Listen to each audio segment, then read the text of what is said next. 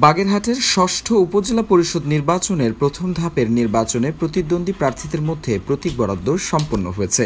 23 April মঙ্গলবার সকালে জেলা নির্বাচন কর্মকর্তার কার্যালয়ের সম্মেলন কক্ষে নির্বাচনের দায়িত্বপ্রাপ্ত রিটার্নিং কর্মকর্তা শেখ মোহাম্মদ জালাল উদ্দিন এই প্রতীক বরাদ্দ দেন। স্ব উপজেলার প্রতিদ্বন্দ্বী প্রার্থীরা এ সময় তাদের কাঙ্ক্ষিত প্রতীক বুঝে নেন। প্রথম ধাপের নির্বাচনে বাগেরহাট সদর উপজেলা পরিষদে একক প্রার্থী থাকায় বর্তমান উপজেলা চেয়ারম্যান, ভাইস চেয়ারম্যান ও মহিলা ভাইস চেয়ারম্যান পুনরায় নির্বাচিত হয়েছেন। এদিকে কচুয়া উপজেলায় চেয়ারম্যান পদে 4 জন, ভাইস চেয়ারম্যান পদে 2 জন ও নারী ভাইস চেয়ারম্যান পদে 3 জন প্রতিদ্বন্দ্বিতা করছেন এবং রামপালে চেয়ারম্যান পদে 4 জন, ভাইস চেয়ারম্যান পদে 4 জন এবং নারী ভাইস চেয়ারম্যান পদে 2 জন মিলিয়ে মোট 19 জন প্রার্থী প্রতিদ্বন্দ্বিতা করছেন। প্রতীক বরাদ্দের মধ্য দিয়ে আজ থেকে প্রার্থীরা নির্বাচনী আচরণবিধি মেনে তাদের নির্বাচনী প্রচারণা চালাতে পারবেন।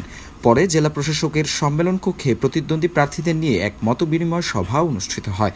আগামী 8 মে এসব উপজেলায় নির্বাচন অনুষ্ঠিত হবে। ষষ্ঠ উপজেলা পরিষদের বাগেরহাট সদর, কচুয়া এবং রামপাল 3টি উপজেলা রিটার্নিং অফিসার হিসেবে আমি দায়িত্ব পালন করছি। বাগেরহাট সদর উপজেলায় চেয়ারম্যান পদে 1টি মনোনয়নপত্র দাখিল করেছেন এবং মহিলা ভাইস চেয়ারম্যান পদে 1টি করছিলেন। এ জায়গা ভাইস চেয়ারম্যান পদে 4টি করছে। গতকাল পর্যন্ত প্রত্যাহারের সময় ছিল 3টি পদে প্রত্যাহার করায় ভাইস চেয়ারম্যান পদেও 1টি আছে।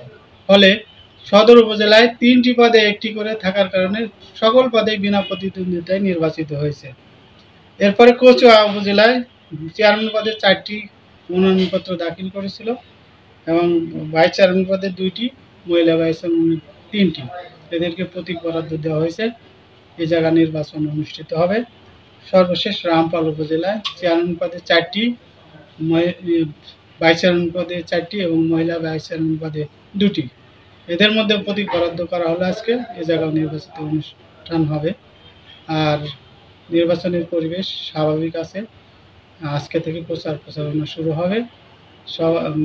আমরা প্রতীক বরাদ্দের পরেই ঘোষণা দিয়েছি আজকে থেকে প্রচারণা করবেন। সবাইকে আচরণবিধি মেনে।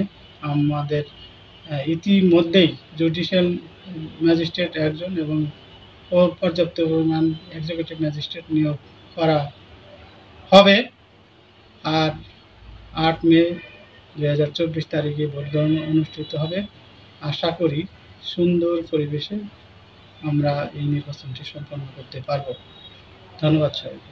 বাগেরহাট থেকে সোহেল রানা বাবুয়ের পাঠানো তথ্য ও ভিডিও চিত্রে বিস্তারিত জানাচ্ছিলাম আমি দীপুনুর।